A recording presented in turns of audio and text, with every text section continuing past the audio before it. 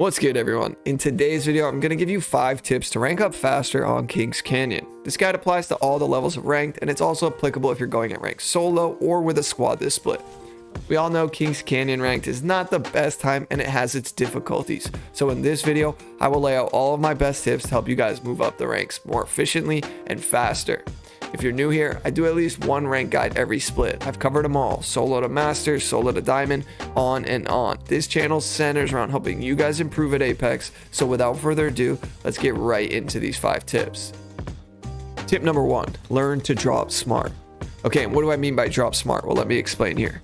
Kings Canyon has some POIs that are more popular than others, but it plays out much differently than World's Edge. There's no main spot here on this map like there is on World's Edge, being fragment east and west. So on this map, you need to be aware of the trajectory of the dropship. The flight path will dictate 100% where teams are going to go.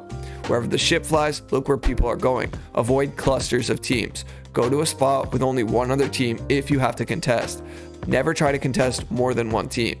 If you can land alone in a decent spot, I recommend doing that first. But it's imperative you not only look around for who might be joining you at your drop spot, but if a team or two is landing in a neighboring POI. Those guys could fight and then look to rotate and move to where you are pretty quickly. Players these days know that if 2 or 3 teams land capacitor, but no one is going labs, they will gladly land at labs for free and then go clean up the fight at capacitor. This is considered easy KP, and I recommend you guys look for situations like this. On the flip side though, don't be fooled if you land alone at caustic treatment, for example, and you see one team land at the no-name POI right outside of it. They landed there to make sure they got guns first before they go and push you, so be ready for that. You really got to be hyper aware of your surroundings on Kings Canyon because it's a much smaller map and the flow of this map is not great, which results in a ton of third and fourth parties. Tip number 2 is, well, we got to talk about third parties. How to deal with them and how to do it to other teams. But first, if you're enjoying this video, please do me one favor and smash the like button for the YouTube algorithm. No, I really mean it. Smash that button. This helps my video out tremendously and only takes a second of your time. All right, back to third parties. Well, it's no secret Kings Canyon is ripe with third parties. I mean, you could literally be on the edge of the map, take a straight up 50-50 fight with a team, and it could last only 30 seconds. Before you know it, 2 other teams have shown up and they're both focusing you.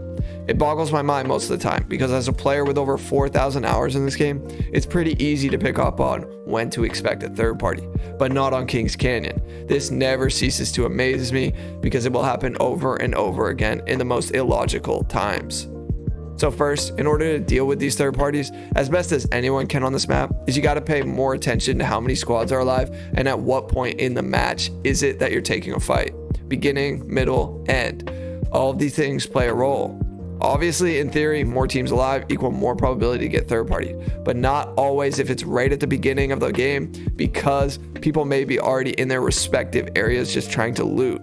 For this reason, I still never shy away from any early fight off drop if I feel like it's the right move. Reason being is, if you get an early fight done with, there isn't as much pressure to fight in the middle of the game. So you take your early KP and really just play for the win at that point, because you'll get more points from placing higher and you'll most likely get more KP toward the ending of the game. And if you win, boom, you get the most points. However, taking an early fight causes some issues because, well, it's like taking all your money and putting it into the latest Wall Street bet stock. You win big or you could lose it all. Okay, it's definitely not that dramatic, but you get the point. This, however, often drives teammates to criticize one another and eventually split up.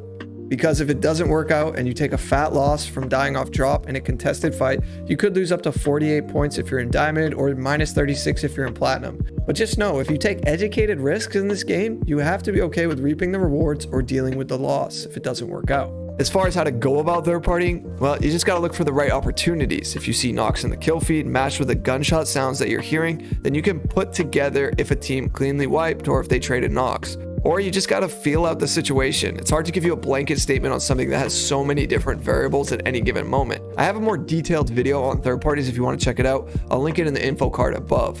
Tip number 3, play meta legends. The meta right now is fairly specific, but it does have some more inclusion than previous seasons. Here are my personal recommendations. Bloodhound, Wraith, Octane, Caustic, Horizon, Valkyrie, Gibraltar, Revenant, and Fuse. Don't get me wrong, you could certainly play a few other legends, but those 8 are my top picks. Here's why. Bloodhound has basically been mandatory in any level of ranked for the past 4 seasons because of, well, wall hacks. Yeah, it's crazy how much knowledge a team gets off of a scan and knowing where the enemies are. You couple that with knowing how many enemies there are, and that team is about to play with some insane confidence. Octane, Valkyrie, Horizon, and Wraith are all viable because they are mobility legends and they can help you and your team navigate through the map with ease. Octane and Wraith would be my top 2 picks for mobility legends, but that's just my opinion here. Caustic, Gibby, Fuse, and Revenant, they all have different features to offer, but I don't think you can go wrong with one of them on your team as long as the person playing them knows how to use them. The Gibby bubble is useful in so many situations. Caustic is great at holding areas along with his gas for endgame circles. Fuse is a menace with all his damage dealing abilities, and he can stack 2 grenades per 1 backpack slot, which is OP in and of itself. And Revenant's totem push has always been strong on this map, particularly because it's great for third-partying fights, even though it is kind of cringe. Tip number 4, use loadouts that benefit your team's playstyle. I see this issue often, but I don't hear it talked about enough, and it's important to note what weapons your teammates are using, because it can help dictate how and when you guys take a fight. Now, this doesn't matter if you solo queue or if you play with a team. Let me explain a little more. If I run a Sentinel and R301, for example, but my 2 teammates run R99s and shotguns, well, think of the differences in playstyle. They're going to be useful up close, whereas I'm only going to be useful from mid or long range.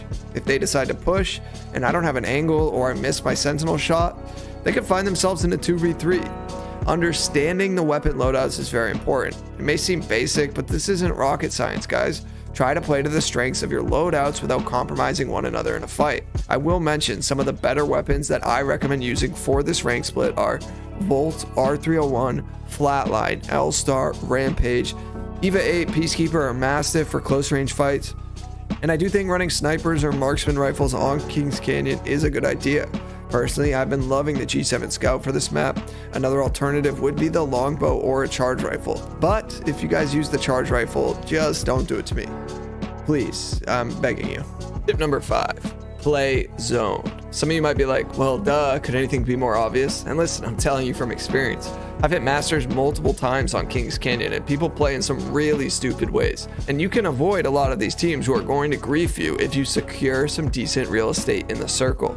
This will require you to scan Survey Beacons or Crypto's map room to gain the next ring knowledge. I see this trend season after season on this map. Tons of players are ignorant to the zone and the ring closing. They will rotate super late and sometimes it works out and other times it doesn't. And when it doesn't, I swear they never consider the fact of the reason that they were put in that rough position or the reason that they died was because they rotated super late. The addition of heat shields and crafting haven't made this issue any easier to deal with because it essentially encourages players to rotate late, but I always believe that rotating early in ranked games can save you from so many headaches.